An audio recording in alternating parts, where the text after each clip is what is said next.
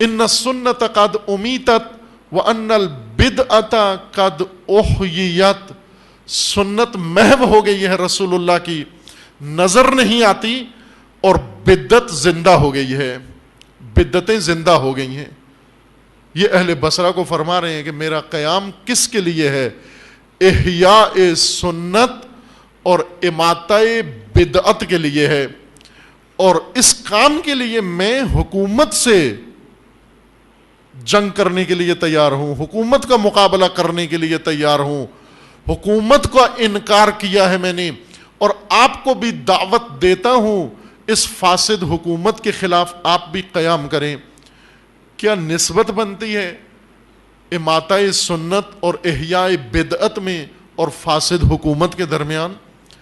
چونکہ حکومت نے یہ کام کیا ہے، جاہلیت کا زمانہ واپس لوٹایا ہے، سنت نبی کو محو کیا ہے، اور ایسی بدعتیں سنت کی جگہ پر، دین خدا کی جگہ پر ایسی بدعتیں لاگو کر دی ہیں جن کی گنجائش نہیں ہے۔ ایک مسلمان ایسی بدعتوں کو قبول نہیں کر سکتا۔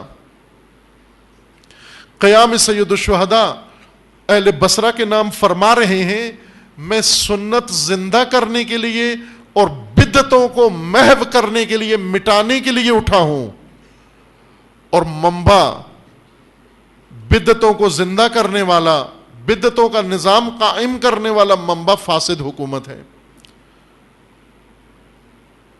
یزید کی فاسد حکومت جو اس کو وراثت میں ملی ہے۔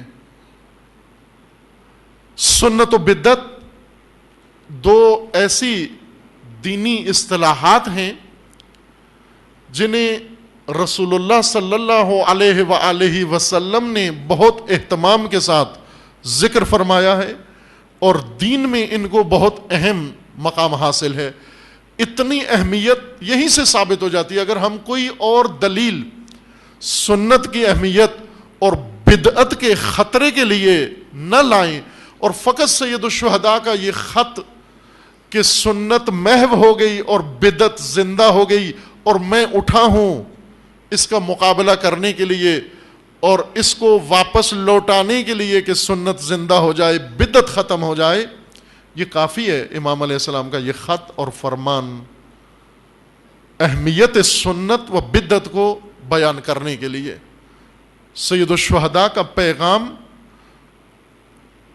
پوری عالم بشریت کے نام ہیں اور انتظار میں ہیں۔ سید الشہداء یہ خط لکھ کر کچھ بلا رہے ہیں۔ سید الشہداء کو کچھ افرادی قوت کی ضرورت ہے، ہمیشہ ضرورت ہے۔ جیسا میں پہلے مجالس میں اشارتاً کہہ کے گزر گیا ہوں کہ حسین علیہ السلام نے جو جنگ شروع کی، جیسا بعض کہتے ہیں کہ یہ جنگ صبح عاشور شروع ہوئی اور عصر عاشور ختم ہوئی، نہ عزیز من، یہ جنگ عاشور کو شروع ہوئی اور ابھی ختم نہیں ہوئی، اور نہ ہی کسی نے اس کے خاتمے کا اعلان کیا ہے آج تک۔ یہ یک طرفہ جنگ بندی یہ درست نہیں ہے۔ یہ جنگ بندی کنہوں نے اعلان کیا؟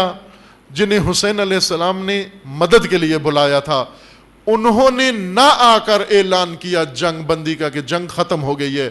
حسین مارے گئے، خاندان رسول ذبح ہو گیا، جنگ ختم ہو گئی، جبکہ خود سید الشہداء نے نہیں کر فرمایا جنگ ختم ہو گئی، جنگ شروع ہوئی ہے۔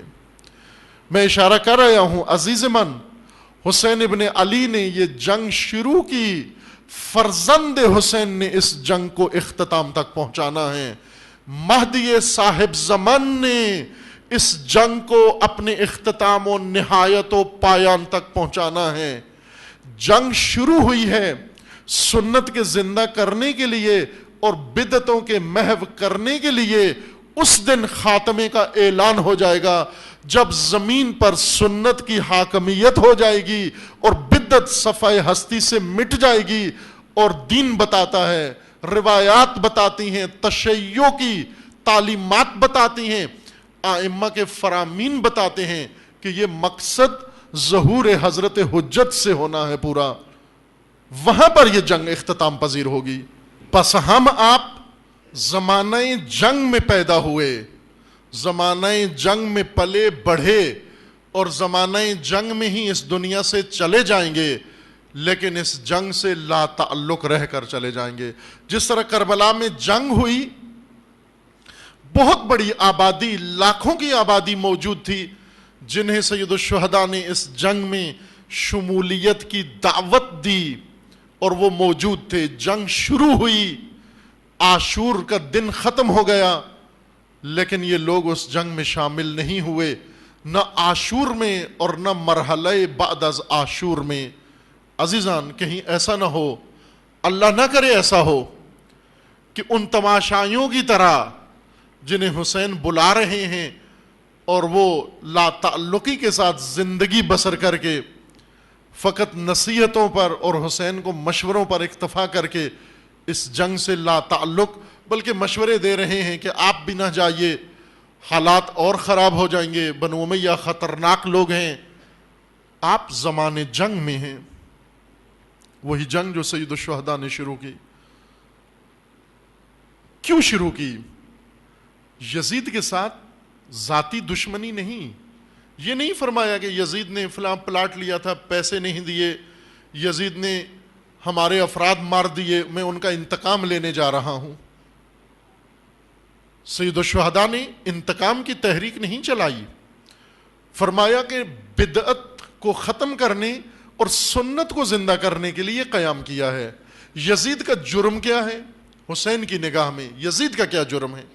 شیعہ کی نگاہ میں جرم ہے قتل حسین، شیعہ کی نگاہ میں جرم ہے یزید کا قتل اولاد حسین، لیکن حسین کی نزدیک یزید کا کیا جرم ہے؟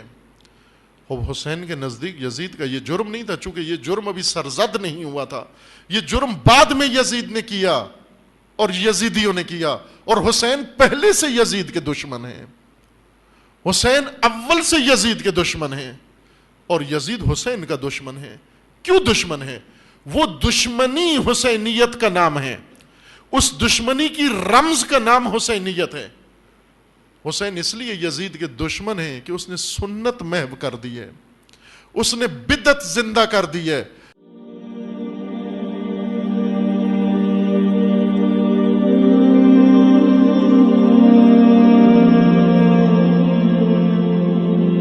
بندگان خدا، آپ کو اور اپنے نفس کو تقویٰ کی وصیت کرتا ہوں